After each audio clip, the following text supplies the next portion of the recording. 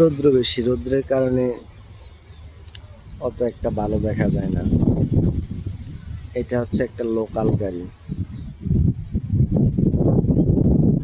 local গাড়ি বলতে প্রত্যেকটা স্টেশনেই দাঁড়াবে,